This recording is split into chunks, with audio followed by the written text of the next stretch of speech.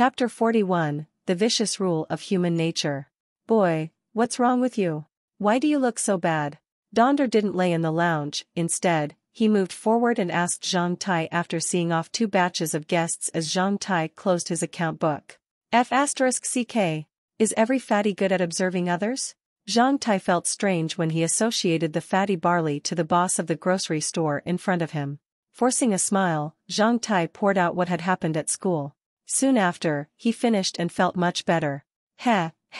Donder smiled obscenely and raised his thumb towards Zhang Tai. It's really unimaginable that you are so tough. Do you regret it? Mother ***, those bastards. I would wash plates for my friends, for the roadside beggars, but I would never do it for those bastards. Let's see if they dare to bite off my d***ck if I don't do it. Being familiar with Donder, Zhang Tai felt natural to lose his temper in front of him. Have you ever met mother ***ers like them before? Zhang Tai then asked the fatty for his suggestions and countermeasures. As Zhang Tai has already worked for him for a long time, he saw the fatty as a teacher who had taught him a lot. At the very least, Donder was much more experienced than he was. For cases like these, everybody has the chance to encounter people like them since there are so many defiant bastards in this world. You could just be sitting there peacefully and someone else might be aggressive towards you out of the blue. They don't feel comfortable until they have fiercely kicked your face. Encountering bastards like this, you should beat them fiercely. Do you know what mistake you made this afternoon? Donder asked Zhang Tai. What mistake? Since you have decided to be their opponent, you should use every possible means to deal with them. Young man, you are pretending to be tough, but inside, you are soft-hearted and hesitant. Hearing this, Zhang Tai's eyes widened. He had set them up so ferociously, yet Donder still called him soft-hearted and hesitant. Since you've become their opponent, you have to slap them 10 times instead of once. Donder criticized Zhang Tai relentlessly. You think those bastards would thank you for only slapping them once? If I was in your position, I would quietly throw their plates into the toilet and set them up, and I would never admit to doing so. However, you simply left their plates and did nothing. You tell me, how would that one-eyed man respond if he found those plates in the toilet? What punishment would the school give them? No matter what, they were the one who threw the plates, not you. So what are you afraid of? Zhang Tai was stunned. He muttered to himself, it seems that if I were to do what he suggested, Glaze's group would be accused of purposely stealing public property and damaging the reputation of the school to some degree. Even though there was no rule about do not disgust others, nobody knew how hard the one-eyed man would whip them and how many days they would have to stay on the bed. Am I actually soft-hearted? And here is another mistake. Donder added. Another one? Zhang Tai stared at Donder innocently. Since those guys have been lashed to death, their overall strength should be greatly reduced. At this moment, you should call your buddies or directly instigate people who are usually dissatisfied with Glaze's group and directly cripple them. You have to make them fear you and lose the ability to take revenge on you. Even if you crippled one of them, this disturbance would involve a large amount of people and you have yet to graduate. They were also the first to be in the wrong and had bullied so many students. That's why you would not assume all the responsibilities by yourself. Many other people would defend you. Zhang Tai became speechless. In front of Donder, he felt as if he was as innocent as a tiny white rabbit. The boss was so confident that one of his fingers almost poked Zhang Tai's forehead. From his excitement, Donder's saliva even flew onto Zhang Tai's face. You should know that your third mistake is unforgivable. You shouldn't have left that hit plain brotherhood without explaining your reasoning. You idiot. Why not use your buddies? Is it that fun to cut off your protection when facing danger? Even a pig is 100 times smarter than you. The correct solution is to tell your buddies about the conflict between you and those bastards and let them help you beat those bastards to death after school. If they don't dare to do it, it would be their fault and they would feel sorry for you in the future. However, you left without any explanation. That's why you're the one in the wrong. If they don't know the reason, they might even despise you and might even turn into your enemy. Donder was so excited that he directly poked Zhang Tai's forehead with his finger. Whether your head had been kicked bad by a donkey or being squeezed by the door. Hearing Donder's analysis, Zhang Tai felt like he lost face, so much so that he wanted to bury his head in his knees. Previously, Zhang Tai thought that what he had done was great and manly. However, hearing Donder's analysis, he felt that he was truly an idiot. According to Donder's suggestions, he should have united with the other horny undergraduate students who were dissatisfied with Glaze's group, surrounding those bastards with sticks and bars in hand and beating them until they begged for forgiveness. In this way, he would even be able to cripple them directly. If they were lucky, the Hit Plane Brotherhood could recruit new members and develop quickly. Why didn't I realize this? Zhang Tai felt very regretful. Cleaning the saliva on his face, Zhang Tai stared at Donder, who had cast a contemptuous look at him. Zhang Tai became blank and scratched his head. What should I do now? What should you do? You have already missed the best opportunity. When you arrive at school tomorrow, explain why you took the initiative and left the Hit Plane Brotherhood to the members. At the very least, you should beg for forgiveness and eliminate them as a potential risk. Then it depends on your luck. Keep one rule in mind, never think that your opponent and enemy are as kind as you, and never think that they would follow those *king ethical rules like you. In this world, human beings are the most terrifying existence, and the number of people killed by humans is much more than the number killed by alien clans. You should take care of yourself. It doesn't matter if you can't beat Glaze. You should not throw an egg against a rock. If you have more friends than him, unite your friends to beat him. If you had a high social status, use your power to control him. If you are richer than him, use your money to buy him. If you are smarter than him, set him up. If you are patient enough, wait for an opportunity to attack him. If you are shameless enough, deceive him using shameless means. For instance, kneel down in front of him and wait for their punishment.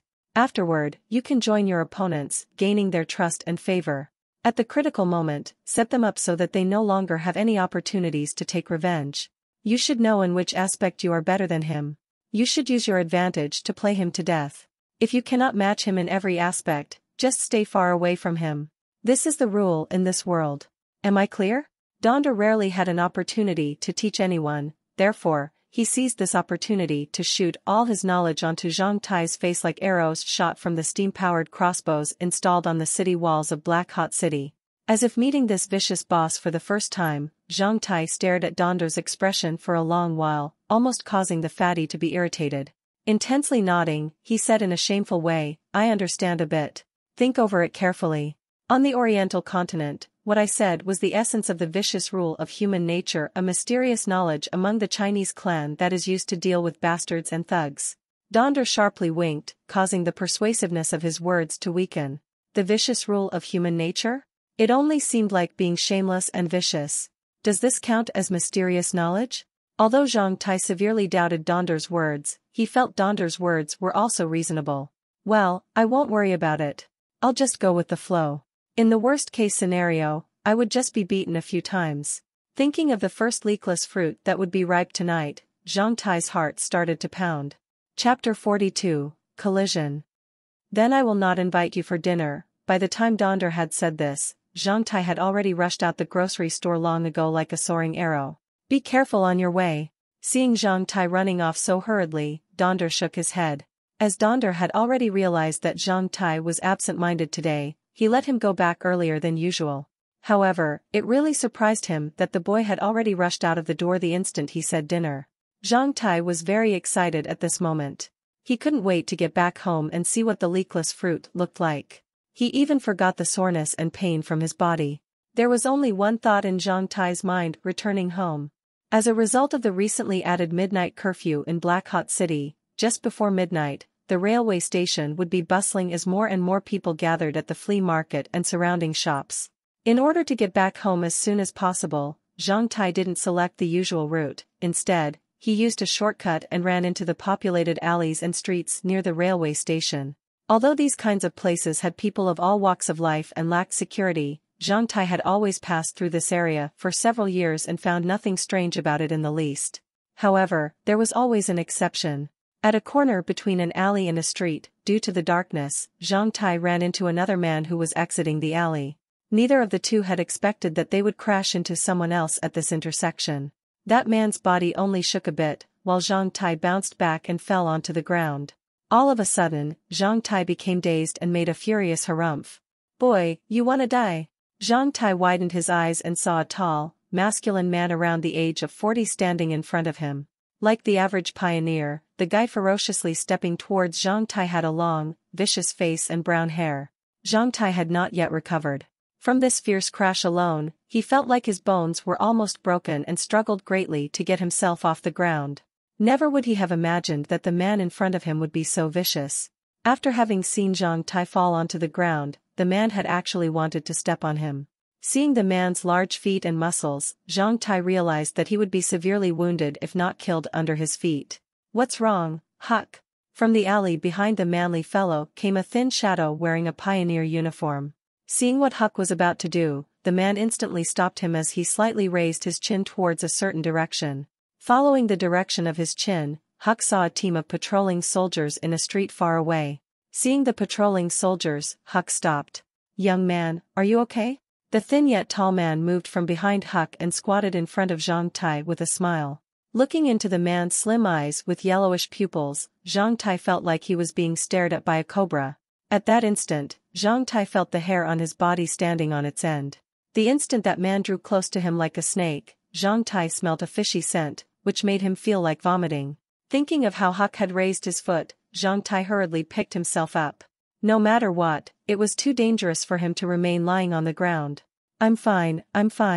I was running just now. Sorry about that." "Ho ho, you're so careless. Are you hurt? Come on, let me give you a hand." "No need, thanks." Seeing the man stretching out his hand toward him, Zhang Tai hurriedly sat up. "Come on, I mean it. To tell you the truth, we didn't notice you either." The thin guy smiled, instantly grabbing Zhang Tai's hands as he intended to pull him up. Feeling the tight grip on his wrists, Zhang Tai did not have the time to say anything before he felt as if his hands were licked by a snake. Following that, he felt as if the man had searched every part of his body, from the palms, wrists, and elbows to his shoulders, armpits, waist, chest, and belly. Finally, he even searched Zhang Tai's crotch, shanks, and ankles as he pretended to pat off dirt for him. All this happened before Zhang Tai had a chance to realize what was happening. The thin man then shook his head towards Huck. "Since it's evening, take care on your way back." The thin man forced a weird smile at Zhang Tai as he left with the ferociously staring Huck. Soon after, they disappeared in the populated street. In just a few seconds, Zhang Tai realized that his back had already been drenched with sweat. When the night wind blew, he shivered. Instinctively, Zhang Tai realized that he seemed to have just escaped a huge crisis. Zhang Tai quickly left. "God bless me.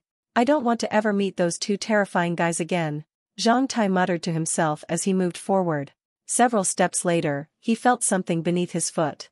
With widened eyes, he bent down and picked up the item. Under the moonlight, Zhang Tai saw a palm-sized cloth bag that contained something within.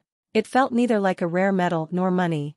Being surprised, Zhang Tai took the object out of the bag, revealing a dark red triangular wooden plate that had cracks at its center. There was nothing on the wooden plate, no patterns or characters. It seemed to have been made of common red pine, which was not very expensive. The moment Zhang Tai intended to throw it away, he noticed that the wooden plate was very smooth as if the plate was regularly used and handled by people. Zhang Tai then became curious as to why a useless plate would be held so solemnly inside this bag. Realizing that Huck had dropped the bag, Zhang Tai smirked as he placed it back within cloth bag before foisting the bag into his pocket. He then rushed home. Half an hour after Zhang Tai left, the two men returned. Unlike before, their faces had turned pale with an indescribable fear.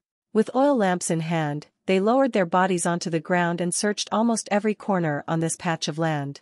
Unfortunately, they had failed to find what they were looking for. "What should we do?"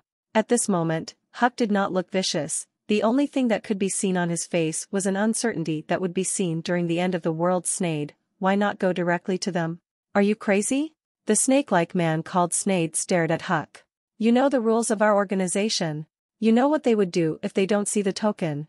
Without the token, we would be killed the instant we told them who we are. What should we do if we can't finish this task?" Remembering what their leaders had done to the followers who made mistakes, Huck and Snade turned utterly pale. "It must have been that kid. It's really unbelievable that we lost the token. You had checked it when we left the railway station. Additionally, we did not come into contact with anyone else. The token must have been stolen by that kid," Snade concluded ferociously. "But you had checked him just now and found nothing at all. That kid is definitely experienced. He must have thrown it away when he got our token. It was too dark just now and we didn't pay attention to our feet. After we left, that kid probably picked it up and ran away." Besides mistaking Zhang Tai as an experienced thief who lurked near the railway station, his judgment was completely correct. Now, we can only hope that he didn't throw it away. Otherwise, I will definitely kill all his family members and chop him into meat paste. Huck's fat face trembled. What should we do now?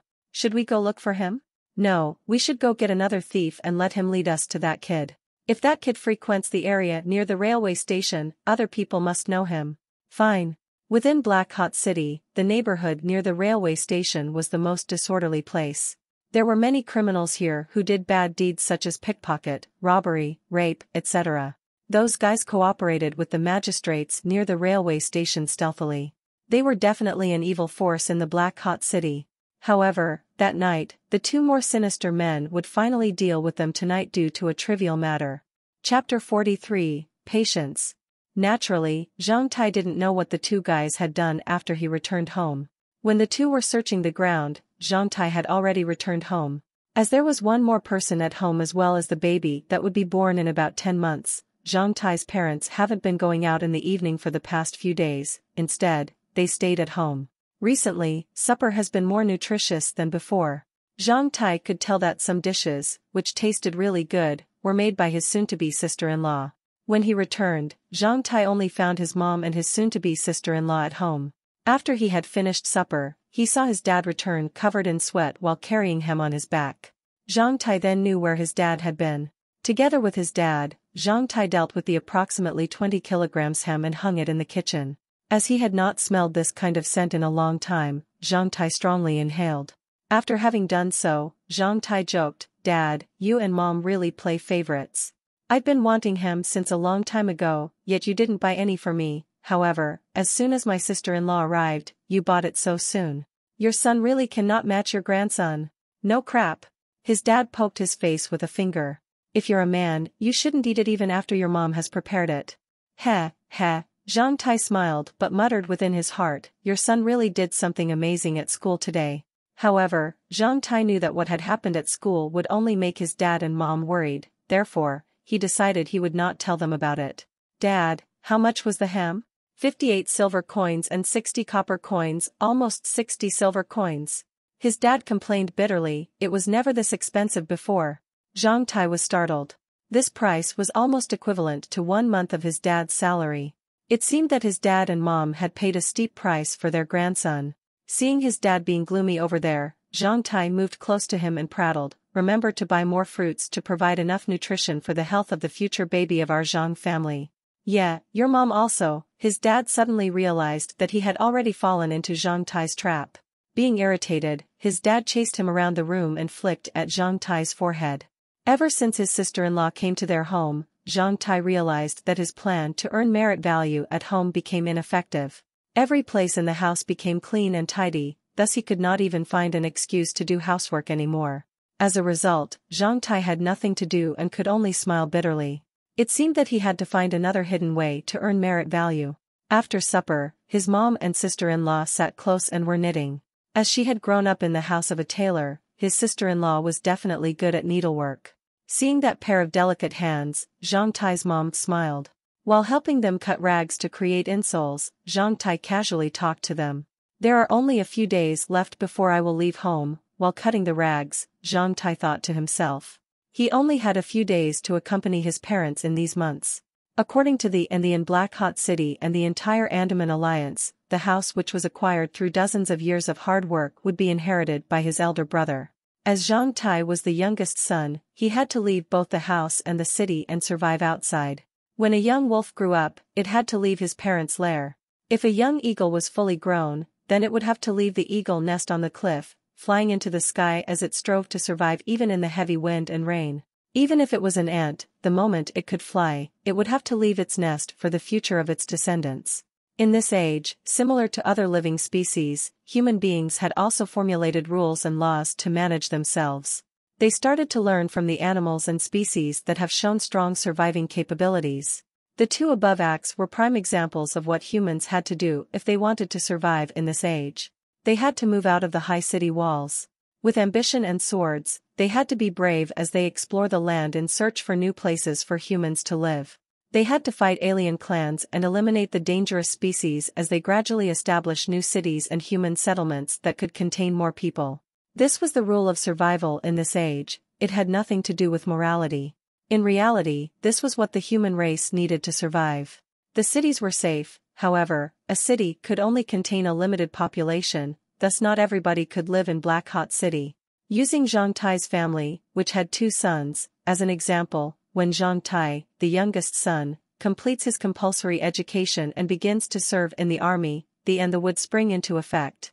As his elder brother was going to get married and Zhang Tai would soon enter society, it would not be convenient for him to stay at home, thus there were only a few days left before he would leave. Over the past few days, Zhang Tai has tried to stay away from this topic. He tried his best to stay as close as he could with his parents and always made jokes to make them happy in hopes to lower the sadness they would feel from the eventual departure. His parents had also tried to avoid this topic. As the 2 months of outdoor survival training was soon, Zhang Tai knew that other families had already prepared equipment and food for their children. Without knowing it, Zhang Tai felt the flow of time flew by quickly when he stayed with his parents. The pile of rags was soon finished being cut into pieces. It was currently a bit late, and his mom looked a bit tired. After chatting for a while, Zhang Tai found an excuse to leave. While yawning, he washed his feet, brushed his teeth, and returned to the attic. Back in his room, Zhang Tai looked over the triangular wooden plate carefully and finally confirmed that it was made of red pine and had no miraculous or hidden functions.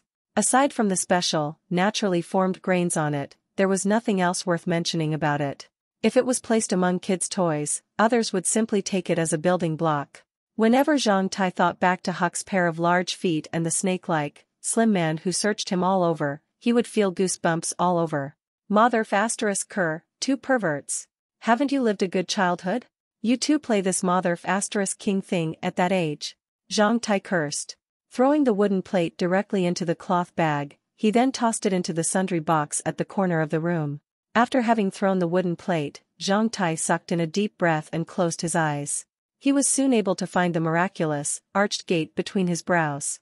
Locking onto it, he muttered to himself, "Enter. Handsome and magnificent castle lord, welcome to the castle of Black Iron. It feels really mother asterisk king good." Inside the castle of Black Iron, Zhang Tai sucked in a deep breath. Whenever he entered, he would be curious. Despite there only being a few sprouted plants with low aura value, whenever he entered here, he would feel vigorous. Even the air inside was much fresher than that of Black Hot City. As usual, Zhang Tai checked the basic attributes inside the castle of Black Iron first. Castle of Black Iron. Length, 1 krosa. Width, 1 krosa. Aura value, 23.5. Merit value, 56. Basic energy storage, 0.5. Special output, void. There was nothing special about this basic data. The aura value was still increasing due to the growing plants, and merit value did not increase today, as he had neither cleaned the desks and chairs at school nor did he do housework at home. Closing the basic attributes window, he checked his reclaimed land. The potatoes were growing quite well, and all the niblets had already sprouted and had broken out of the ground. The sprouted potato twigs had already started to bifurcate, with the longest having reached a length of almost 10 centimeters. In contrast, the potato in the number 1 pit, which he had injected 3 merit value points for mutation and evolution, was not different than before. Zhang Tai assumed that the result of the mutation and evolution might be related to the growth cycle of the species. As only a week had elapsed since he had injected the points, it was reasonable to see no change. After checking his reclaimed land, Zhang Tai arrived at the small tree once again. Gazing at the leafless fruit, he thought back to its growth process. From the size of a grape, it grew to the size of an egg. From dark cyan, it changed to a dark red. Zhang Tai drooled immensely and knew that only 4 hours were left before it became ripe. Zhang Tai was so excited that he even scratched his face. He then forced himself to calm down next to the tree for a while. With eyes firmly fixed on the leafless fruit, he simply squatted by the tree until his legs became gradually numb. Picking himself up from the ground, he started to circle around the tree.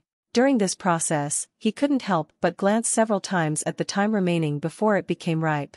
Unexpectedly, there was still 4 hours left. When Zhang Tai couldn't help but check it again, he suddenly realized. Zhang Tai, you are really this impatient? How could an impatient man like you match Miss Dana in the future? 1 ear of wheat would grow ripe and dry within 1 year, a diamond would form into being after hundreds of millions of years, a bean sprout will grow up in water in 2 days. However, I heard it took God 10,000 years to create the olive tree, the king of trees. All wheat straws would be burned into ashes, all bean sprouts would turn into the wastes of human beings and animals. However, a diamond would become a piece of jewelry, and the olive tree would become a holy symbol. This explained the difference between patience and impatience. In which way should I live for the rest of my life? As a wheat straw, a bean sprout, a diamond, or an olive tree, he muttered to himself. Chapter 44, Ignition of the Shrine Burning Point. Sometimes, morality and immorality were determined by whether you had patience. Thinking of this, Zhang Tai showed a resolute expression and a victorious smile before completely retracting his hand. Sucking in a deep breath, he gave a final glance at the small tree. Zhang Tai locked onto the miraculous arched door in his mind and left the castle of black iron. Zhang Tai never knew that this small, patient choice of his had made him more mentally mature. After returning to his small room, Zhang Tai stood there for a while. Sitting on the bed, he started to practice. Afterward, Zhang Tai took out the crystal which had been buried in the crystal sand by the windowsill and started to polish the shrine burning point. When his spiritual energy was almost exhausted, Zhang Tai visualized the contents of the book, once again. Realizing that there was still more than 1 hour before the leakless fruit became ripe, Zhang Tai resisted his impulses to re-enter the castle of black iron and fell asleep. When he woke up from his sweet dream due to needing to use the washroom, it was already past midnight. With the moonlight shining through the window, Zhang Tai had a look at the clock and found it was almost 4 a.m. 2 hours had already passed since the first leakless fruit became ripe. Zhang Tai instantly sprung up from his bed barefoot, wearing only a pair of underwear. He then rapidly locked onto the miraculous arched door in his consciousness and disappeared from the room. After returning to the castle of black iron a few hours since he was last here, the first thing Zhang Tai did wasn't running toward the small tree to pick the fruit. Instead, he pulled off his underwear, got out his P*NIS, and coolly urinated in the direction opposite of the tree about 10 m away. After the pressure on his bladder had been relieved, Zhang Tai trembled from the comfort. Pulling up his underwear, he moved to the small tree. 4 or 5 meters away from the small tree, Zhang Tai smelt a special fragrance that made people feel spirited. It was the fragrance of a ripe fruit that also smelt like the fragrance given off by sandalwood. It was too mysterious to be described. Zhang Tai was completely intoxicated and sucked in deep breaths as his eyes locked onto the ripe leakless fruit. Compared to several hours ago, it was completely different. Previously, it was as large as an egg and was dark red in color, but currently, it has a glossy surface and was somewhat translucent. The insides of the fruit loomed a wisp of gold. Gulu, Zhang Tai couldn't help but swallow his saliva. Dragging his feet, he stretched out his hand toward the ripe leakless fruit. Leakless fruit has become ripe. Usage: pick and directly eat it. Notice: the fruit cannot be taken out of the castle of black iron. After 12 hours of having been picked off the tree, its energy and vitality will gradually decline. A semi-translucent dialogue box then appeared automatically to warn Zhang Tai. Seeing the dialogue box gradually disappear in front him, Zhang Tai's chest rose and fell. He sucked in 2 deep breaths and looked decisive as he picked the fruit without any hesitation, as if he were picking a peach. Moving it close to his nose, he smelled the fruit before carefully staring at it. Finally, he raised his head, opened his mouth widely, and took a large bite. The instant his teeth broke into the marvelous fruit, Zhang's mouth was filled with the rich fragrance of the fruit. It was delicious. At that moment, all of Zhang Tai's pores expanded comfortably. With the sound of Siliu, Zhang Tai swallowed the juice of the first bite. The first bite had only bitten off a small part of the fruit. Soon, he gave a few more bites, finishing the fruit very quickly. Judging from its texture and taste, Zhang Tai swore that he had never eaten such a delicious fruit before. After he finished the fruit, Zhang Tai licked his lips for the juice that remained on his lips as he slowly savored its taste while questioning what sorts of effects it would bring. Before he was even able to taste the aftertaste, the effects of the fruit had already spread all over his chest and belly. A warm qi started to rise from between Zhang Tai's chest and belly, almost causing him to groan. This wisp of warm qi turned into a warm wave as it started to rotate between Zhang Tai's chest and belly. In less than 2 cycles, the warm wave abruptly moved back and charged towards the shrine burning point as if it were a boa chasing its prey. Feeling the surging wave, Zhang Tai's face twisted. He directly sat on the ground and crossed his legs. In response to the qi, Zhang Tai instantly entered meditation. At that moment, an unexpected change happened at the shrine burning point over the navel. That powerful, warm wave was swirling around his shrine burning point like a fire dragon drilling into its own cave. As a result, the shrine burning point, which was like a cave, was slowly absorbing the wisps of warm energy from the fire dragon, resulting in the entrance of the cave slowly expanding from the wisps of warm energy so that the fire dragon could drill inside. As the cave gradually enlarged, more and more energy was absorbed and the insides of the cave became brighter and brighter. At the same time, the fire dragon began to fly around the cave faster and faster. More than 10 minutes later, with the sound of a boom, the cyan cave entrance directly expanded greatly as the cyan luster gradually turned to blue. However, the entrance with blue luster was still too small to allow that fire dragon in. Hence, the fire dragon continued to swirl around the entrance as it constantly injected warm energy into the cave. After around another 10 minutes, the blue luster over the entrance grew brighter and brighter. With another boom, the blue light turned purple as the entrance enlarged once more. In response to this, the fire dragon became more lively. The warm qi rising between Zhang Tai's chest and belly continually converted into warm waves that supported the arrogant fire dragon while all the warm waves were injected into the wider and brighter cave entrance. About half an hour later, the entrance radiating purple light was large enough to hold the fire dragon. All of a sudden, that fire dragon threw itself into that entrance without any hesitation. Boom!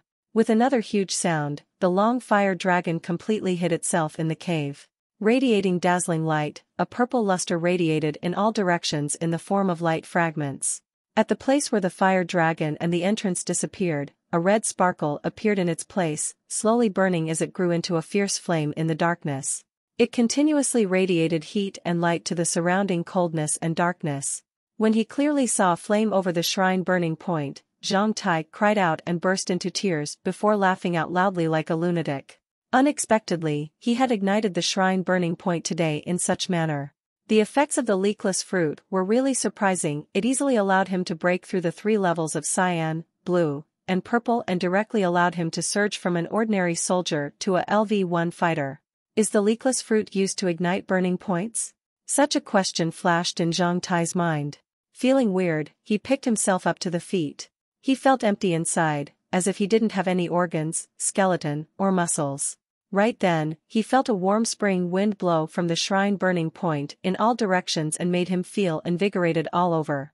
His elder brother had told him that the ignition of each burning point in one's body was a process to rebuild and enhance one's physique. The feeling was very special, as it would either feel extremely comfortable or extremely painful. Besides the feeling of comfort or pain, there were also many other strange feelings. His elder brother had said that after some burning points were ignited, it felt even more comfortable than the climax of making love. In contrast, the ignition of some other burning points would even feel as painful as giving birth to a baby or like the feeling of metamorphosing from a cocoon to a butterfly. The warm breeze from the shrine burning point stopped after 7 or 8 minutes. For over a minute, Zhang Tai could hear cracking sounds from within his body. This was a process known as skeleton rearrangement that everybody who had ignited the shrine burning point would enjoy. The entire process was really pleasant and felt like the body was being rearranged by an invisible hand. Zhang Tai felt like a machine being commissioned by an expert. Afterward, he felt that all the bones in his body fit well with each other. Additionally, the feeling of being full of vitality and the unprecedented sense of harmony made him so excited that he even wanted to loudly shout out. In this age, only after having reached this level could you step onto the road of cultivation. Miss Dana, here I am. I've already ignited the shrine burning point. Ah? Zhang Tai exclaimed towards the sky. Chapter 45, Midnight Massacre. Deep in the middle of the night, Black Hot City was covered in tranquility. Ever since the curfew was imposed, every night after midnight, the entire Black Hot City would fall asleep like a giant that they had finished their day of busy work. Like birds singing in the daytime and the snakes chasing after mice in the night, some preferred to wander about in the night rather than the day, especially those from the areas neighboring the railway station where people of all walks of life converged. After midnight, there would still be many people wandering outside. Unfortunately, if they were captured by the patrolling city guard army and the magistrates, they would be punished through lashings, would have to serve in Glantzburg prison that was located outside Black Hot City, and would become a joke to many pioneers. However, for those pioneers, this punishment was nothing serious at all. Many people held this thought, hence why the bar in an alley near the railway station filled with pioneers, the treasures of the poisonous snakes, was extremely bustling after midnight. For the average adolescent like Zhang Tai, they would never know of the wonderful nightlife that Black Hot City had. As for the new arrivers, Huck and Sneyd, they had investigated the areas near the railway station before finding the bar called Treasures of the Poisonous Snakes. After midnight, when the curfew came into effect, the two entered the bar as they pushed open the two doors. The bar was not spacious inside. After midnight, the bar was boisterous, as there were around 30 people inside, most of whom were wearing the uniform of pioneers. Some talked and laughed loudly as they touched the breasts of the prostitutes beside them.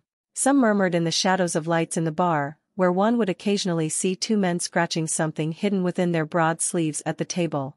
Some nodded when they were satisfied, while others shook their heads to show disagreement. If they could not reach an agreement, they would pull back their hands. This was the usual trading pattern among pioneers. The transaction was done within their sleeves to keep the items and prices of the trade a secret. Only the two parties involved knew what had happened, thus one would never know the topic of their conversation, even if they were planning your assassination and its price. When Huck and Sneyd entered the bar, many people glanced at them and continued their own business, while other more perceptive pioneers felt as if danger was drawing close to them. In response, they stealthily moved the weapons lying on the table or beside them closer, placing them in a convenient position in case a critical situation arises. The moment Huck and Sneyd sat at a table, two slightly nice-looking barmaids had already moved in front of them with slim twisting waists. They intended to lower their bodies to show their exposed, plump breasts. "Handsome boys, what can I do for you?" "2 cups of black pine wine." "What kind of food do you serve?" asked Sneyd. "Toast, soybean, beef soup, and crispy sausage. 1 set for each of us." "Okay." After the barmaids left, noticing what the two had ordered, the others moved their gazes away from them, as they knew few troublemakers would enjoy a meal before causing trouble in the bar. Soon, the food ordered by Sneyd and Huck were served. Looking at the food, Sneyd didn't eat it immediately. Instead, he took out a grass root, which looked like a dried twig, wrapped in silver wires, and poked every item on their plates and the mug of beer as he checked for a change in the color of the grass root and the silver wires. After no color change was seen, they started to safely enjoy the supper. After several hours of work, the two were currently really hungry. It was common for pioneers to test for poison by using the grass root of a soul-eating thorn that was wrapped in silver wires. Silver wire and the grass root of the soul-eating thorn was the perfect combination. It reacts to most poisonous substances, including the powerful rat poison that only required a small amount to kill a fully grown man. Almost every pioneer had this habit of testing their food for poison before eating, hence others did not find it strange when they saw this. Even the boss and barmaids considered this as a common habit among pioneers. Aside from frequent customers, many new arrivers of this bar, which was teamed with pioneers, would test poison like those two. It was just a living habit. The guests of the bar were loudly talking about the town hall of the Black Hot City. The town hall had increased the payment for mapping the black areas north and west of Black Hot City, rising to a price of 46 gold coins per squared kilometers of black area. Additionally, for every extra square kilometer, the price would increase by 5%. Over the past few days, several waves of pioneers who considered themselves exceptional had already traveled over there in groups. However, it was unknown how many among them would return. After finishing their meal, Huck and Sneyd pretended to listen to the news inside the bar before preparing to leave and called the barmaid to settle the bill. Intending to pull out his purse, Huck's purse suddenly dropped onto the ground, causing 2 gold coins to roll out of his purse. Huck hurriedly put away the purse.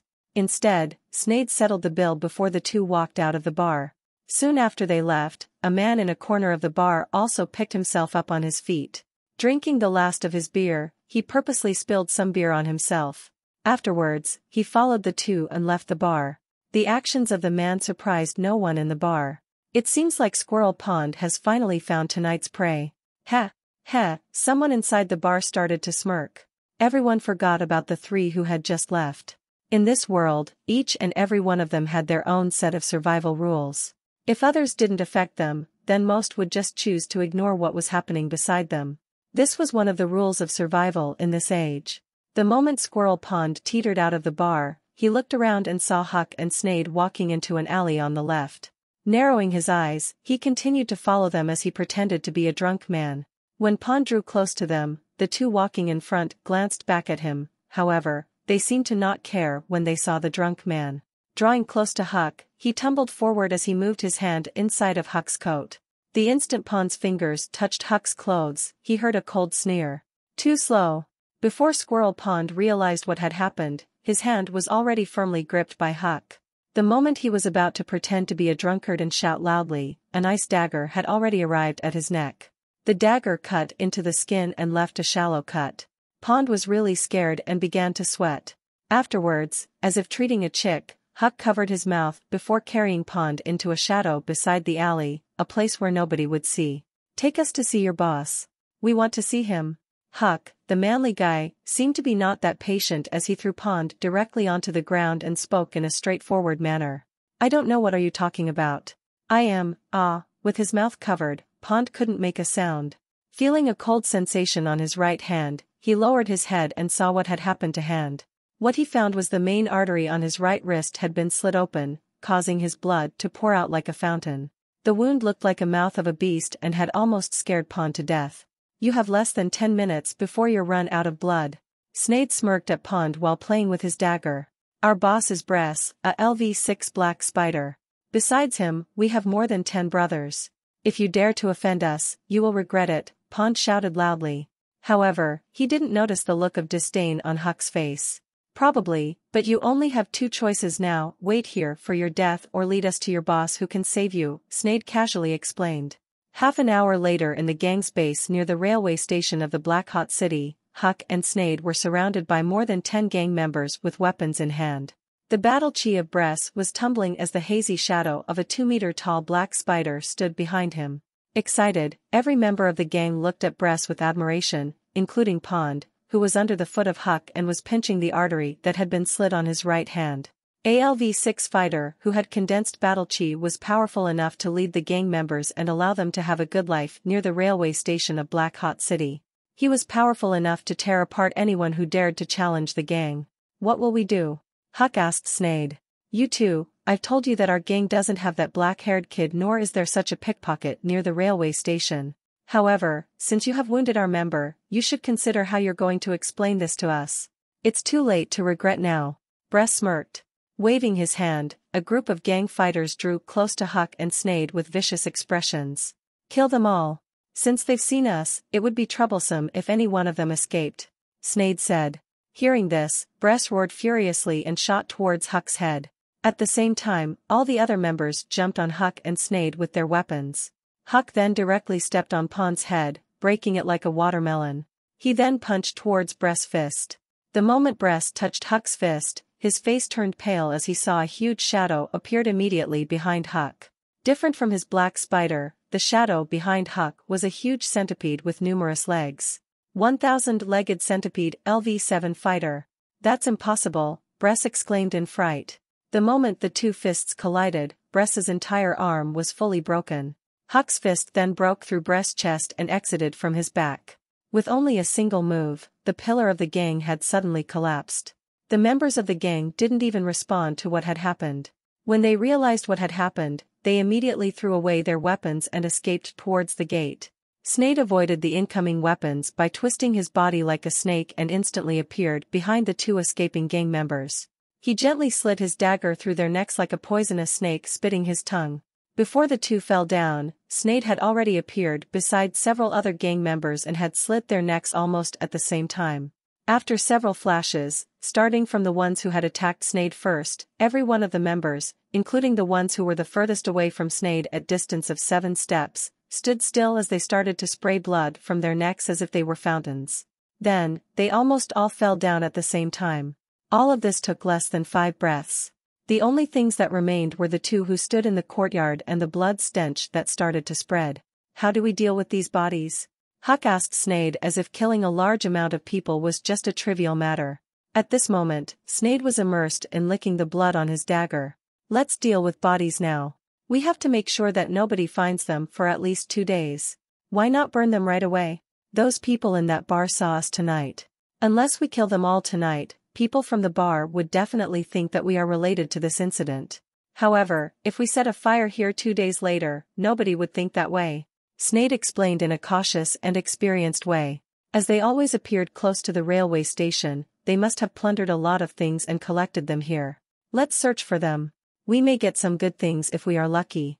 As for that black-haired kid that dared to run in the street neighboring the railway station, he must be very familiar with this place and always frequents here. We'd better stay nearby the railway station for the next couple of days and capture him when we see him. What if we can't find him? If we can't find him within 1 week, we'd better escape from the Andaman Alliance as well as from the Blacks and Human Clan corridor as far as possible. We'd better not be found by the heads of our organization, otherwise, we would die miserably. Sneyd said calmly. Fine. 1 hour later, Huck and Sneyd left the base of the gang and had even locked it from the outside, fabricating the image that nobody was inside. They believed that nobody would dare to break inside within a short period considering the terrifying power of the gang. 2 days later, they could absolutely eliminate them all simply through fire, leaving no evidence. Nobody would expect that the gang had already been killed 2 days before the fire. A gang? Is that worth something? When they left the base of the gang, Huck spat towards it. During that period when the gang was wiped out, Zhang Tai was igniting his shrine burning point. He didn't realize that he had been involved in such a huge crisis over such an ordinary wooden plate. Zhang Tai only felt that his whole life was filled with hope and he would have a bright future. Chapter 46, We're Brothers. In fact, for a long time, Zhang Tai had always felt overwhelmed due to the pressure of this age. No matter how hard he worked, he felt as if he was just a small tree leaf that fell into the torrent, unable to control the direction of his life. He felt powerless and unable to change anything in this age. He couldn't make Miss Dana fall in love with him and neither could he stop his parents from feeling miserable over their deceased eldest son. Sometimes, he would even think of terrible scenes related to the people he was closest to. In those scenes, he was also powerless, he had no other choice but to struggle in vain, unable to even shout. That night, Zhang Tai slept very well. It was almost the sweetest sleep he has ever had. The leafless fruit did not only ignite Zhang Tai's shrine burning point, but it had also ignited Zhang Tai's hope for a better life. As usual, a bit after 6 a.m., Zhang Tai's biological clock woke him up. Opening his eyes, Zhang Tai stared at the spinous roof and felt unprecedentedly alive. Probably from one of the benefits of having ignited his shrine burning point yesterday, he felt much better today, contrasting greatly from the soreness and pain he felt all over his body the day before. Besides 1 or 2 places on his body that were still sore, Zhang Tai had basically already recovered. I am now a LV-1 fighter.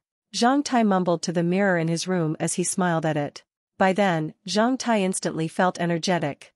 He made some fighting gestures and felt much stronger than before. This feeling was really cool. Quickly putting on his clothes, he rushed downstairs to wash his face and brush his teeth. He then started a fire to make breakfast for the whole family. Before his mom woke up, Zhang Tai had already gained a point of merit value and had already wolfed down some porridge.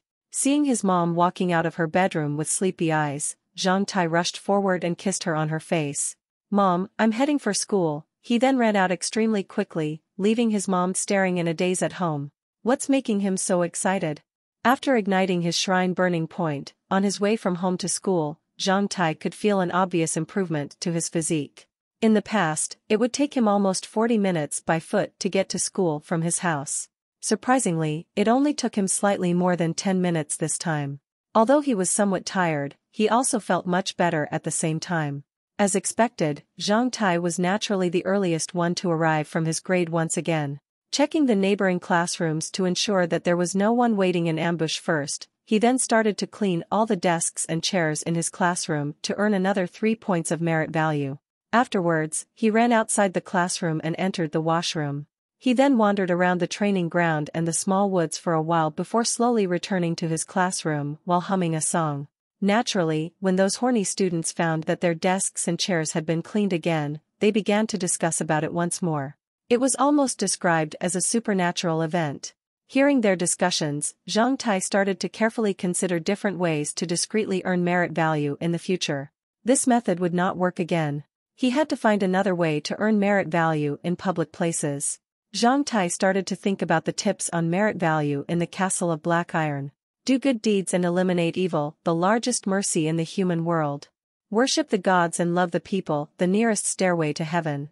Lucky people, please show the mercy of the Creator to the secular world, so that the gods understand you. Please receive the most sincere pleasures and appreciation presented to you by the hundreds of millions of living beings. Just as ideas began to emerge within his mind, Barley walked up to him. Seeing Barley, Zhang Tai faintly felt that what he did to the members of the Hit Plane Brotherhood yesterday was really *king foolish. As Donder had told him, if he was just vicious and decisive enough, he would see a completely different result. Before Zhang Tai greeted this fatty, the fatty had already cracked a big smile and walked right in front of Zhang Tai. Lowering his body, he muttered to Zhang Tai lightly, "We Brotherhood members have something to talk to you about after class." After Barley, all the other members of the Hit Plane Brotherhood, including Baghdad, Doug, Hista, Sharwin, and Leet, arrived. Surprisingly, these guys looked friendlier than usual. Grinning as they exposed their front teeth, they smiled innocently at Zhang Tai, making him feel really embarrassed. Instinctively, Zhang Tai lowered his head to check the zipper on his trousers. "Here comes Miss Dana," a horny student shouted out loudly. Then, everybody in the classroom, including Zhang Tai, rushed to the windows and peered at the sexy figure passing through. Enjoying the view of the magnificent breasts, all the horny students considered it to be the most beautiful scenery in the world. Every window of the classroom was crowded with people enjoying the view of Miss Dana's figure. The classroom was filled with the sound of people swallowing saliva when the teacher of the first history class entered the classroom.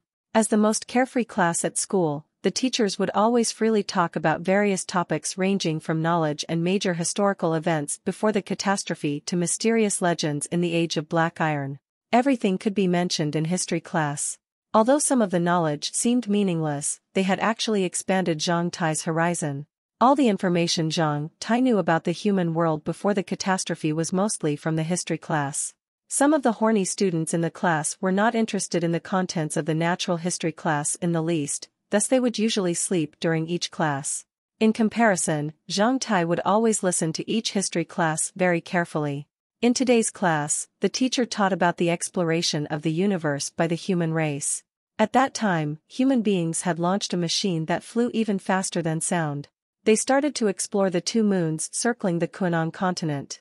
It was said that they realized a major discovery during that exploration. However, commoners were not privy to this information in the least, as the human ruler did not disclose this information to the public. Therefore, even now, no one else knew what they had found. To be able to enable those metal machines to fly into the moons was a really amazing thing. Zhang Tai really longed for it and started to imagine it in the classroom. After the bell rang, Barley glanced at Zhang Tai. They then went out of the classroom with the rest of the members from the Hit Plane Brotherhood and arrived at a corner of a small garden under the teaching building. "Big Head, we called you here to tell you one thing," Barley said to Zhang Tai solemnly. "Do these guys want to beat me up?" "No, it doesn't seem like it." Zhang Tai felt gloomy. "What's up? We Brotherhood members don't agree with you leaving. Don't you know that I have caused a big incident at school?" Looking directly into the fatty's bandit-sharp eyes, Zhang Tai decided to explain it to them all. "You mean you have offended Glaze's group?" Crossing his arms, Baghdad said calmly. "They broke the rules first, so if they dare to give our brother trouble, then we'll fight them to the death." "That's right." Doug put his big palm onto Zhang Tai's shoulder. "Trust us, bro. You have us. Don't worry, we will help you through this trouble. We are very proud to be your brothers. Do they have one more D*ck than us?" Hista started to thrust his waist before placing his hand on Zhang Tai's shoulder. "In the worst-case scenario, we can set them up," Hista added viciously. Right then, another hand appeared on Zhang Tai's shoulder. "It's nothing serious to be beaten together with you." Shrugging his shoulders, Sharwin put one of his hand onto Zhang Tai's shoulder. "This is our decision about you leaving." Barley smirked obscenely as he placed his hand on Zhang Tai's shoulder. "Don't forget that I will take you there for you to be a real man. How could you leave at the critical moment?" Everybody placed their hands on Zhang Tai's shoulders unconsciously. They did this to encourage Zhang Tai. However, they finally realized that Baghdad was still coldly standing at a distance. Everyone set their eyes on their black buddy.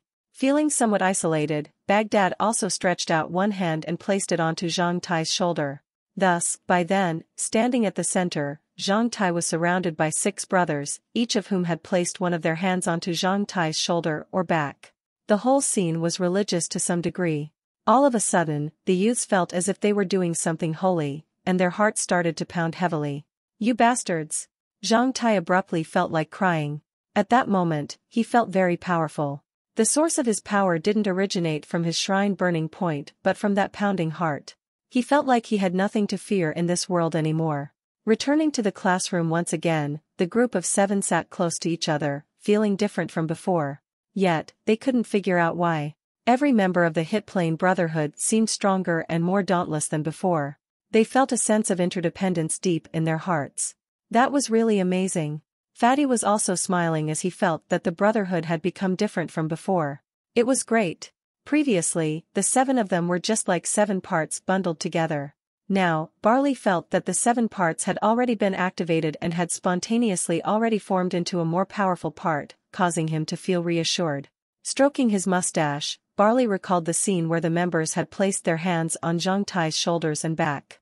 It increasingly felt like it was a holy ceremony for the Hit Plane Brotherhood. If anyone else wanted to join the Brotherhood, it seemed that he could test them through that religious ceremony. Chapter 47, The Mysterious Number Sequence. This is your final history class and my last class before retirement. After this class, I will retire officially, the teacher said to the students at the beginning of the second morning class. Hearing this news, the whole classroom turned quiet. Even Zhang Tai could not imagine that this was the last class for the teacher. Since he entered the 7th male middle school, he seemed to have gotten used to this gray-haired old man who would enter and leave the classroom quietly. He never thought that the senior would bid farewell to them on the rostrum. The moment the teacher delivered the news, even the fellows sleeping in the classroom seemed to become awake. They gaped at him and felt reluctant for his will-be retirement. "Are you really going, teacher?" A guy in the front row poured out what the other students were thinking in their hearts. "I am already very old, and I have also served Black Hot City for a long time. It's the right time for me to retire." The old man showed a friendly smile. "I know what you are worried about. As long as the city walls of Black Hot City aren't broken by the alien forces, my pension would be enough for me to live the rest of my life in peace. And you guys are the ones who will ensure that the city walls will stand firm forever, not me. That's why, whether I will live a peaceful life or not after retirement will depend on you. In today's final history class, I will talk to you about my experiences and knowledge of what I've seen that is required to be a powerful man who can protect the human race." Hearing the final sentence, everybody's spirit rose. All the students sat straight instantly and stared at this revered old man with reluctant expressions. The old man was then silent. Pulling out a small, ordinary snail shell and 2 pine cones from his pocket, he passed them to the front row and let the students observe them one by one. After 1 minute, the snail shell and the 2 pine cones had been passed through the hands of every student. Nobody found anything special with them, including Zhang Tai, who had thoroughly checked it for a couple of seconds but was unable to find anything. "Do you guys notice anything special about the snail shell and the 2 pine cones?" the old man asked. Everybody shook their heads. "You should know that the secret for the average human to become stronger is hidden within these ordinary things. We all know that people should always be trying to ignite their burning points to improve their strength, and we also know that human fighters are classified at different levels. Some people are LV5, some are LV6, some are LV7, and there are even some who have reached LV10 or higher. However, who classified our fighters? Are those classifications made by the big figures in the Fighters Union?" Zhang Tai was startled, as he had always thought that the standards were created by the big figures. It wasn't made by them? Of course not. No one is entitled the right to create the standard in which billions of commoners and powerful figures pursue. "Teacher, then who made the standard?" "The person who created it wasn't a human being but a god or the laws of the great universe." Hearing his words, the whole classroom became bustling. Those standards were not made especially for the human clan, but for everything in this universe. The snail shell and the 2 pine cones I have shown you also follows the standard, but you didn't notice them. Afterwards, the old man drew 2 patterns on the blackboard using a piece of chalk. One was a spiral curve that was similar to a snail shell, while the other was some crisscrossed lines that were similar to the pine cones. Then, the old man turned around. "How many burning points do we need to ignite to become a LV1 fighter?" "1. We only need to ignite the shrine burning point," the students replied in unison. The old man then drew a square in the center of the square shell in a way that the spiral curve went through the 2 opposite corners of the square. "What about LV2? "It's also 1. We just need to ignite the burning point on the tailbone of the spine." The old man expanded the pattern and drew another square of the same size. "What about LV3? Just ignite 2 burning points on the spine." This time, the old man doubled the length of the side of the square. "What about LV4? 3. LV5? 5. LV6? 8. The spiral curve was gradually wrapped by squares with side lengths that increased proportionally. Finally, when the old man asked how many burning points needed to be ignited to reach LV10, nobody in the class could reply. Fighters above LV10 were an amazing existence that the horny students could not imagine at all. For them, the world of fighters above LV10 was as far as the catastrophe itself. Instead of mocking them, the teacher wrote down a series of numbers 1, 1, 2, 3, 5, 8, 13, 21, 34, along with their corresponding levels, 1 LV1 to 34 LV9. Finally, he turned around and looked at students with shining eyes. Have you ever figured out a law among those numbers? After staring at those numbers for a while, someone finally realized. Each number is the addition of the previous two. What else? Looking at number sequence, something in Zhang Tai's mind seemed to burst forth. However, Zhang Tai wasn't able to figure it out. Why not divide the next by the earlier and figure out the law among them? As the horny students had learned the basics of math, they lowered their heads and started to calculate the results. The first result was 1, the second result was 0.5, the third result was 0.66666, the fourth result was 0.6, the fifth result was 0.625, the sixth result was 0.61538, the seventh result was 0.619047, and the either result was 0.617647. Have you noticed that the numbers are infinitely close to 0.618? The teacher poured out the truth, enlightening all the students. Yeah, how could that be? To reach LV1, one needs to ignite one burning point, while the human body has 33 vertebrae on the spine. When one ignites all the burning points on the spine, they would reach LV9. Strict standards have been made for reaching each higher level. Likewise, you can calculate by yourself how many more burning points you need to ignite to become a LV10 fighter. 55. Yes. What's next? 89. The number would grow geometrically in a terrifying way. That explained why the higher the levels were, the greater the differences would be, and this sequence, the old man turned around and pointed at those numbers on the blackboard, is called Leonardo Fibonacci sequence, which was the golden sequence that contained numerous secrets discovered by a human mathematician named Leonardo Fibonacci hundreds of years before the catastrophe. It contains the universal law and the law of the creator. Look at the spirals on the right and left of the pine cones. Have you noticed that the smaller one has 5 lines on the left and 8 on the right, while the bigger one has 8 on the left and 13 on the right? The numbers 5, 8, and 13 directly correspond to the Fibonacci sequence. You can check the squares on this snail shell curve. You will then understand the relationship between this curve and this sequence of numbers, the Fibonacci curve or golden ratio. The curve is the geometric pattern of this sequence.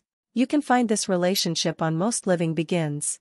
If you take a look at nature and the things beside you, you will find more examples. For instance, there are 2 groups of spirals inside the flower disk of a sunflower, and the corresponding numbers are 34 and 55, 55 and 89, 89 and 144. Similarly, you can get the same result in roses and thistle leaves. After the catastrophe, people discovered the secrets to practice cultivation from the underground ruins and realized that all the improvement and cultivation that the human race were doing were in accordance with the golden ratio and the Fibonacci sequence. Even all other living beings evolve along this curve. As the curve in the number sequence is the reflection of the universal law, fighters that didn't evolve in line with this curve and the number sequence would never be considered strong by the standards of all the humans and the powerful figures. Hearing the explanation, all the horny students had their eyes opened, including Zhang Tai. Previously, he only knew that he had to ignite different numbers of burning points to reach higher levels, however, he didn't know why and had never put thought into it. Whereas at that moment, Zhang Tai finally understood that all the secrets were hidden in the universal law in the golden spiral and that number sequence. Teacher, what's the highest level after LV10? Raising his hand, Baghdad asked. Even now, nobody knows the answer to this question because what comes after LV10 is one of the most confidential secrets in any place. Knowledge after LV10 is top secret. The most important reason being that the golden number sequence is endless as it constantly develops and gets increasing closer to the perfect number, 0.618. It has been less than 900 years since human beings stepped onto the road of cultivation in accordance with the golden spiral and have started to explore the treasures within their own body. In contrast, the universe has already existed for tens of billions of years. This means that we human beings have just started on the golden spiral. Before the catastrophe, people were always proud of themselves. At that time, they treated themselves as the lord of the universe and everything else. However, after the catastrophe, humankind started to realize that the human clan was just a trivial member among the numerous clans in the vacant universe and the Kuanon continent. The human body and human civilization might even have regressed instead of further evolving over a long period of time before the catastrophe. When it was no longer able to regress even further, the catastrophe and the Star of God arrived and all the rules were rewritten. People also discovered the secrets hidden within their body that would aid them in survival, leading them back onto the path of evolution. The Age of Black Iron, the end of the past and the beginning of the future. In the final history class, the teacher opened an unprecedented window for them which really broadened their view. For the remaining time in the class, all the horny students manually calculated the numbers in the golden sequence. 1123581321345589144233377761098715997. Zhang Tai gaped when he got to the 17th number in the golden sequence. He couldn't believe his eyes when his line of sight fell onto the last 7 numbers. Is this the number of burning points needed to be ignited after LV10? Zhang Tai was really shocked. Chapter 48, Preemptive Move. At the end of the last history class, under the order of the on-duty class monitor, Zhang Tai and the other students stood up and hammered their right hand onto their left chest in a show of respect to the teacher. The number sequence was something that they had never heard about. Zhang Tai considered the number sequence to be a form of mysterious knowledge, one which could not be easily obtained by commoners. An extremely strong human fighter should not only have overwhelming power on the battlefield, more importantly, they should have a pair of sharp eyes that are able to discern the sources of power that make him strong like the laws of nature and the universe. Through my classes, I hope that every one of you will finally have a pair of these sharp eyes. After saying that, the old man left in his usual calm manner under the silent gaze of all the horny students. Knowing that they would soon graduate, the teacher decided to give his blessings to everyone in his last class. When the class was over, Zhang Tai leaned against the walls in the corridor and stared at the plants in the parterre under the stairs. The horny students couldn't help but rush downstairs to count the number of petals on the roses in an attempt to test the mysterious number sequence. Thinking of the last history class today and perhaps even the last one for the rest of his life, Zhang Tai felt slightly dejected. "That man is very respectable," said Baghdad. Without Zhang Tai noticing, the other members of the Hit Plane Brotherhood had already gotten close to him. The relationship between the Fibonacci sequence and the golden spiral and the relationship between the level of a fighter and numerous things in nature are definitely some form of mysterious knowledge. I have talked about this topic with some of his former students, and even they didn't know about the relationships and its secrets. The old man probably poured out this mysterious knowledge because this is his final history class. Mind your own business. LV10. I have never seen a LV10 fighter at all. If there was a member above LV6 among us, we would have nothing to fear at all. I've heard that Glaze's dad is a LV6 black spider, Hista said languidly. Waving his fist fiercely, Baghdad gloomily said, I will definitely reach LV6. Let's solve our trouble first. I feel like some guys are giving us some very unfriendly looks. Along the direction Leet pointed at, they found Glaze's group staring at them furiously on the other side of the corridor. Zhang Tai was evidently their target. Even when they had noticed that the Brotherhood of Seven turned to them at the same time, they didn't spare them a single glance, they only looked at Zhang Tai. When Zhang Tai noticed them, Zuhair, one of Glaze's most devoted followers, made an aggressive and menacing gesture of slitting his throat with a thumb toward Zhang Tai. Leet, you're wrong. They're not looking at us, they're looking at Big Head. We're being ignored. Sharwin said languidly. What the F***ck? We are the Hit Plane Brotherhood. Those bastards dare to provoke us? On the count of 1, 2, 3, let's go send them a greeting from our Brotherhood, so they'll stop ignoring us, Barley suggested to the side. Then he started to count, come. 1, 2, 3, F***CKU. After the countdown, the group of 7, including Zhang Tai, raised their middle fingers towards Glaze's group, causing the expression of Glaze's group to suddenly become twisted. Doug had also turned around and pulled down his trousers before starting to slap his butt. He then turned around and started to stroke his little brother as he faced them. Seeing Doug's actions, all the members of the Hit Plane Brotherhood started to laugh loudly, frightening the people around them.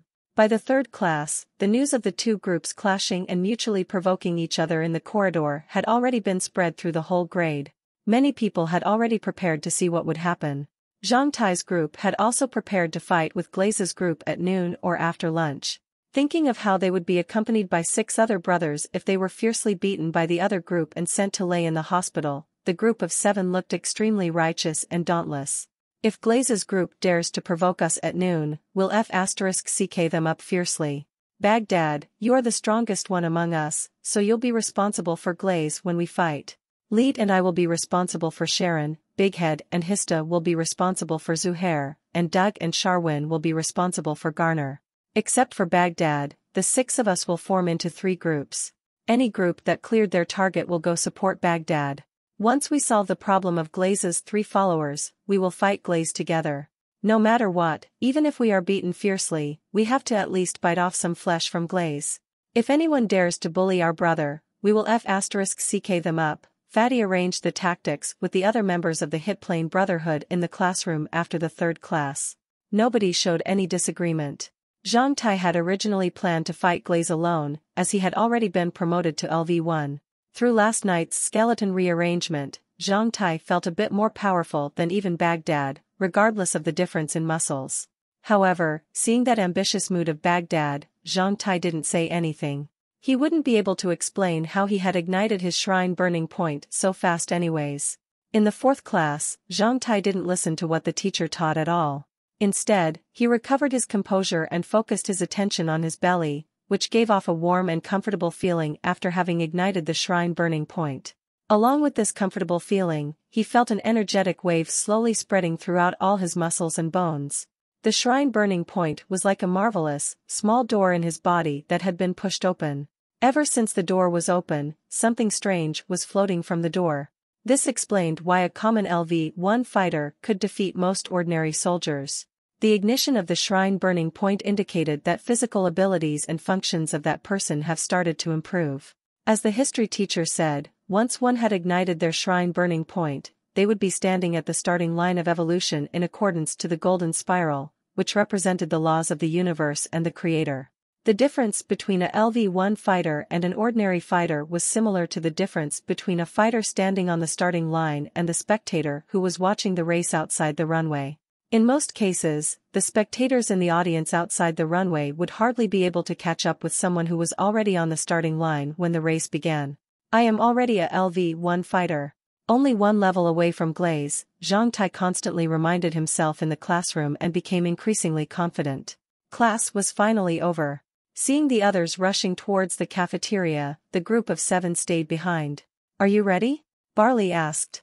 According to the tradition in the male middle school, whenever 2 groups held aggression toward each other, they would fight on the same day, usually at noon or in the afternoon when class was over. The small woods beside the cafeteria was always the best place to fight or solve personal affairs. Everybody nodded. Do you remember your targets? Everybody nodded again. It's a good day for us to be famous in school. Come on, let's go. Fatty waved his hands heroically. Then, the group of 7 walked out of the classroom, brimming with confidence. Could you please wait for me for a second? Doug said sadly with a flushed face. What's wrong? Sharwin asked as his nose turned red. The fight will start soon. My stomach isn't feeling too well, I'd like to use the washroom. Saying that, Doug's face was almost lowered all the way to the crotch of his trousers. It might have been breakfast, and the pulling down of my trousers just now. I have a stomachache. It's really hard to stand it, and I don't think I can stand it any longer. I think if I don't solve it right now, it will weaken our total battle force. The other 6 gaped at each other.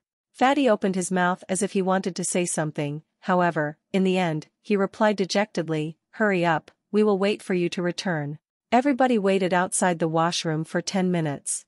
When Doug finally came out, he looked much more energetic, however, the morale of the other 6 had already weakened from 90% to 60%.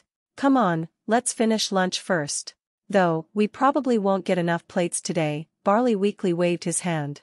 Nevertheless, when Zhang Tai's group arrived at the cafeteria, they could not believe their eyes. Surrounded by hundreds of furious students, Glaze's group looked really scared. At the same time, someone from the same grade was standing on a dining table and was instigating those horny students to fight them.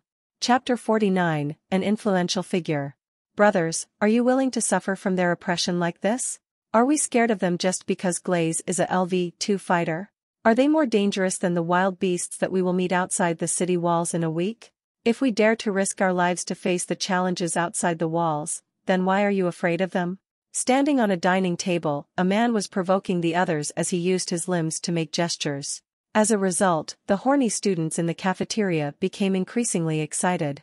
He then continued, those who are being bullied by them, do you dare to show up? Those who don't want to be bullied by them, do you dare to show up? They are only 4 people, yet we have at least 400. Why should we fear them? Why should we be bullied by them? Once we unite with each other, we will definitely have no reason to fear them. Can they withstand our siege? Let's drive those bastards away from the cafeteria and never let them in before graduation. From today onwards, once they dare to take revenge on one of us, we will take revenge on them together with even more intensity. Are you willing to unite with me and drive these boring guys away from the cafeteria? Come on, men from the 7th National Male Middle School, pluck up your courage. Miss Dana is watching us. Being incited, the horny students became really excited. Those who were bullied by Glaze became even more excited. F***CKM to death. F***CK those bastards. F***CKM to death. It's time to end this. F***CK. Everybody in the cafeteria became excited and gradually moved towards Glaze's group. Zhang Tai and Barley looked at each other for a while before Barley said, let's F***CKM together with the other students. Thinking for a while, Zhang Tai nodded. Then, the 7 members of the Brotherhood glanced at each other and nodded. Seeing the student provoking others on the dining table, Zhang Tai suddenly understood Donder's proverb, a soft tongue could break hard bones. However, before Zhang Tai was able to put in much thought into it, Baghdad had already rushed forward and kicked Sharon onto the ground, resulting in all the horny students no longer able to wait as they immediately surged forward with furious growls. A chaotic battle started. When the students surged forward toward Glaze's group, Zhang Tai swept his gaze at the common-looking boy who stood on the table and noticed a flash of a smile at that moment. Zhang Tai became a bit uncomfortable when he realized that Miss Dana's promise was used by someone to provoke others. In fact, if a LV2 fighter was afraid of fighting back, he would soon be defeated by a group of green birds who didn't even reach LV1. If Glaze were to fight them without any restraints, then the other students would have to pay a considerable price. Glaze was not a fool. Although he would stop someone from leaving and beat them fiercely after school, he didn't dare to cripple a group of furious students. He knew that if he did that, what awaited him would not simply be lashes. Even his dad wouldn't be able to settle his punishment. Bench press, 290 kilograms. Deep squat, 380 kilograms. Maximum explosiveness of right fist, 510 kilograms. Maximum explosiveness of left fist, 340 kilograms. Maximum explosiveness of leg, 780 kilograms. Resistance, 13. At this moment, Glaze could only try his best to protect Sharon, Zuhair, and Garnier while dozens of punches and kicks came from all directions. Glaze's group suffered greatly, with the exception of Glaze. His 3 followers cried miserably. When Baghdad surged forward and started this whole mess, the other 6 members of the Brotherhood were unable to push inside at all. As a result, they could only watch the awkward state of Glaze's group through the thick wall of people. Finally, Glaze was no longer able to withstand it after having been kicked in the face and belly several times. He no longer had any choice. With a furious growl, he rushed towards several people behind him and escaped from the cafeteria with Sharon and his 2 other peers. We've chased them away. We have won. Seeing Glaze's group escaping the cafeteria, all the horny students became ecstatic. On the Friday 1 week before graduation, an insignificant student named Berwick immediately became famous within the 7th National Male Middle School for completely defeating Glaze's group. Additionally, in the same afternoon, the physique test revealed that Berwick had already ignited his shrine burning point, indicating that he was already a LV1 fighter. This sudden revelation shocked everyone, as this would make him the 2nd strongest fighter after Glaze among the undergraduates. Although Glaze was 1 level higher than Berwick in terms of physique and fighting strength, everybody knew that Glaze's time in the spotlight has passed. After the 2 events in the past 2 days, Glaze had lost all face in front of the other students. The day before, he was whipped by Captain Curlin. Today, he was beaten by all the other horny students very fiercely. As a result, he was like a mouse passing the street that was beaten by every passerby at school. In the past, everybody would be in awe at Glaze's performance in the training grounds every Friday afternoon and would admire his records as well. However, today, although Glaze was still unparalleled in those physical aspects and in fighting strength, he could only hear sounds of dislike and ridicule. For the whole afternoon, Glaze looked dejected and kept silent. As he listened to other people admiring Berwick, he casted a hateful look at Zhang Tai from time to time. Noticing Glaze's furious glare, Zhang Tai became gradually alert and tried to be low-keyed. Zhang Tai faintly felt that the hatred between him and Glaze was deepening. In the afternoon, Zhang Tai was very low-key. In every assessment, he tried and performed as he usually would, though he had spared some effort. After having ignited the shrine burning point, his physique was greatly enhanced in all aspects, and this was especially seen in the 100-meter dash. In the past, Zhang Tai had always spent a gargantuan amount of effort, only to get a poor mark in the end. However, this time, the result was completely different. The moment he heard the whistle, Zhang Tai had surged forward like an arrow. Surprisingly, his explosiveness and speed were obviously higher than before. He felt extremely nimble and soon rushed ahead of the others. However, glancing back at the people beside him, Zhang Tai slowed down and eventually finished in 6th place. Although he received no mark this time, as usual, he felt very satisfied with his result. Since he had spared some effort this time, Zhang Tai clearly knew that he would be able to break through 11 seconds if he tried. The marks of his other items under Zhang Tai's deliberate control were as follows.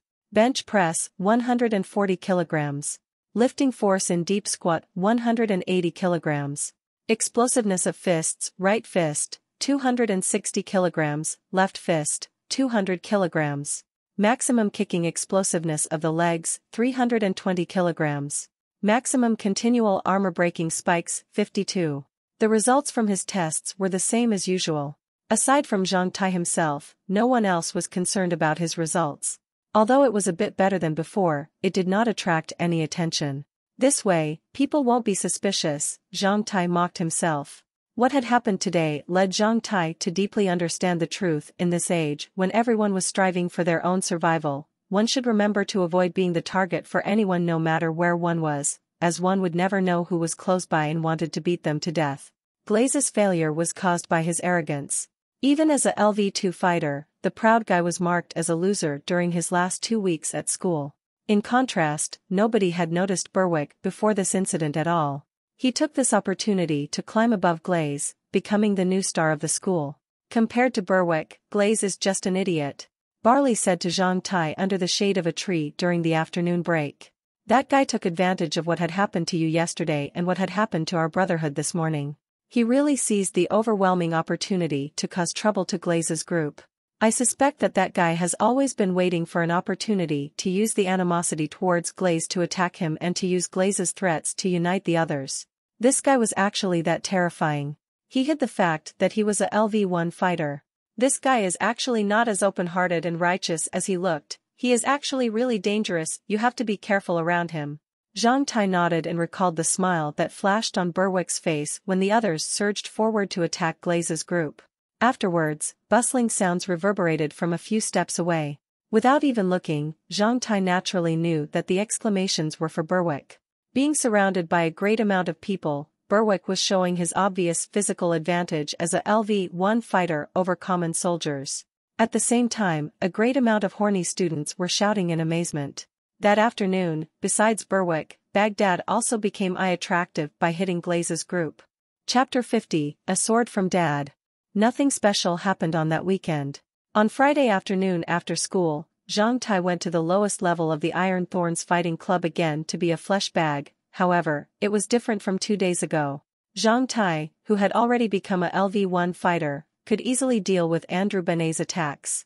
Sometimes, Zhang Tai could even control the rhythm of attacks from that kid, purposely allowing some of his attacks to connect on specific parts of his body. Of course, Zhang Tai would pretend to be kicked over by that kid to satisfy his vanity. Whenever he was knocked over, he would always stand up before saying, "Come on, baby."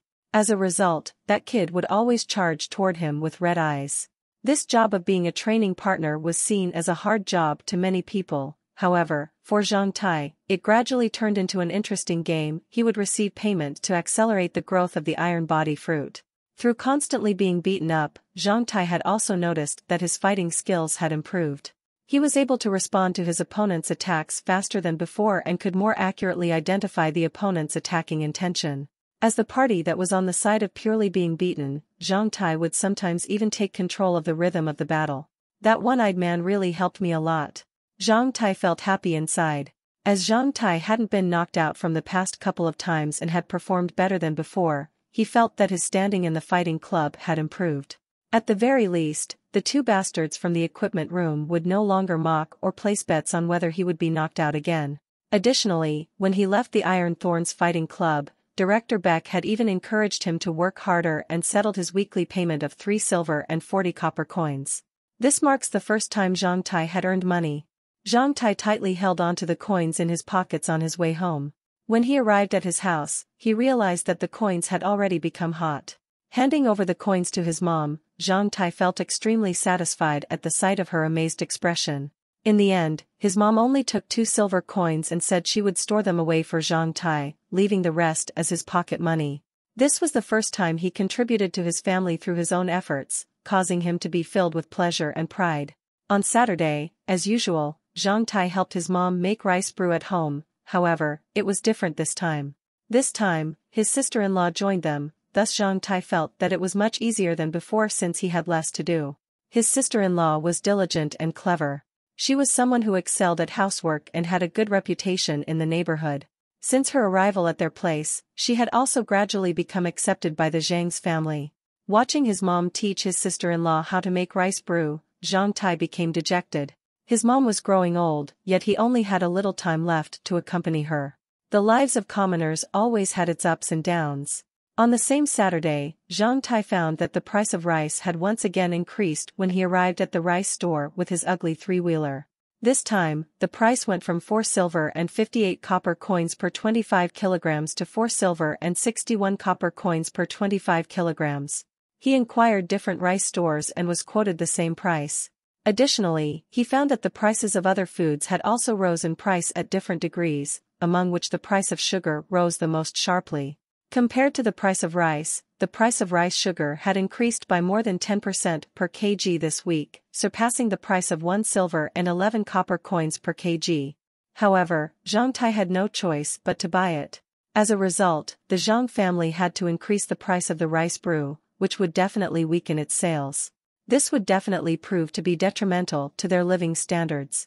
Hearing the news of the increasing cost of rice, the wrinkles on his mom's forehead seemed to be more pronounced, although her expression remained unchanged. In the same evening, Zhang Tai sowed a lot of pumpkin seeds on the land in the castle of Black Iron. Those seeds were scooped out from a pumpkin by his mom several days ago. His mom was so diligent that she felt reluctant to throw them away, hence she washed them and dried them in the courtyard. She knew that those pumpkin seeds would be delicious after being fried. Zhang Tai sowed about 200 to 300 pumpkin seeds. Zhang Tai did this for 2 reasons. The first reason was the increasing price of grains. The second reason was that he had realized that the castle of Black Iron was really suitable for agriculture.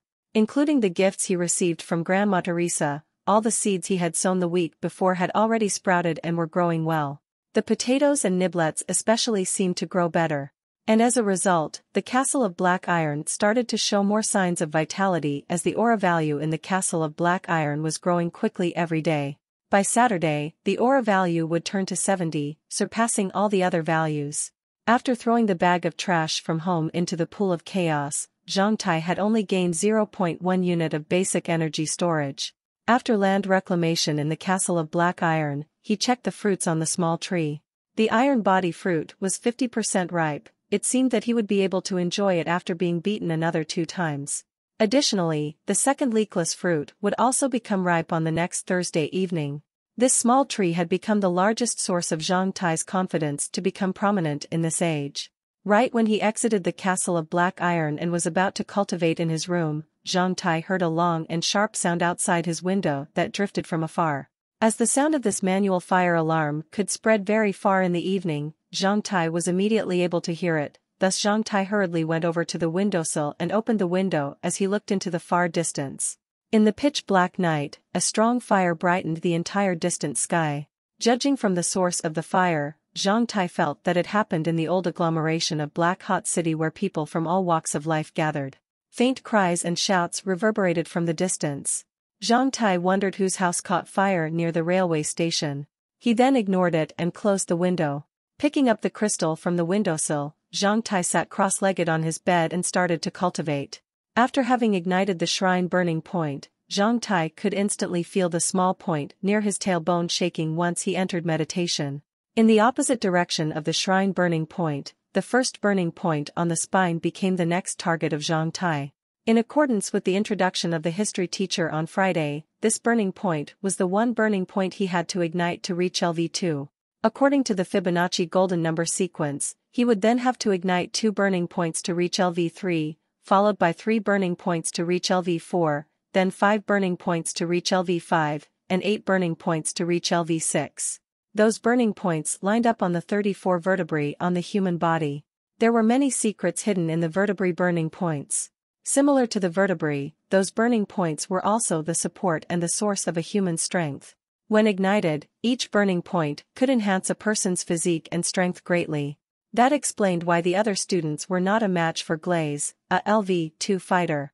After entering meditation, along with Zhang Tai's spiritual energy, the energy gathered by the crystal passed into the first burning point on the spine. After more than 2 hours, Zhang Tai was only able to cause the burning point to be slightly brighter as it started to burn with a small red flame the size of a rice grain. Compared to the blazing shrine burning point, that was only a small firefly. It was time and energy consuming for most people to practice igniting each point. On Sunday afternoon, Zhang Tai stayed at home to take care of the rice brew store, while his dad and mom changed into new clothes and left with his soon-to-be sister-in-law with goods in hand. Naturally, Zhang Tai knew where they were heading to. In the evening, his mom and his soon-to-be sister-in-law returned in a pleasant mood. Seeing the two of them, Zhang Tai knew they must have gone to visit his sister-in-law's parents. Today, he had increased the price for Zhang's rice brew by 1 copper. Despite having put up a notice in advance, their sales were immediately lowered. Today, they had only sold a bit more than half of their usual sales. "Mom, where's Dad?" Seeing them, Zhang Tai asked curiously. "He's got something to deal with. He will come back later," his mom replied in a mysterious tone. At the time they prepared to have supper, his dad came back with a long article wrapped in cloth in hand. At the sight of Zhang Tai, his dad smiled and undid the package, revealing a sheathed, slightly arched black sword in front of Zhang Tai. "Ah! The black hot sharp-edged sword," Zhang Tai exclaimed and instantly ran forward as if he saw a treasure. Grabbing the sword from his dad's hands, he unsheathed the blade, revealing a sharp 2-handed sword in front of his eyes. Etched onto the body of the sword next to the handle was 2 words, Zhang Tai. He couldn't help but exclaim. This was a gift from his dad. "You will be attending the survival training next week, so here's my gift for you." "Ha, ha," his dad looked a bit embarrassed. "This is an ordinary, sharp sword made by the forge of Black Hot City. Although it can't match the swords used in the military and the sheath is only made of ordinary iron and wood, it's the best I can afford. So I hope you." "I love it, Dad." Before his dad was able to finish his sentence, Zhang Tai instantly hugged him as he kissed his dad's face. He was really satisfied with the gift. Zhang Tai clearly knew that this ordinary black hot sharp-edged sword would cost his dad at least 1 gold coin. That was a great expenditure for his family. Seeing Zhang Tai so happy, his dad also showed a warm smile. "Two of you, come on. Let's eat while the food is still hot," his mom warned them, trying to alleviate the atmosphere. In this age, the first sword of many people was gifted by either their father or their brother. Aside from representing the blessings and concerns of their relatives, the sword also carried the meaning that the owner will be fighting for their own life with it. This was the inevitable fate of many males and their families. In the last week before he left school, Zhang Tai, a 15-year-old boy, frankly accepted his own fate along with the first sword in his life, which was engraved with his name.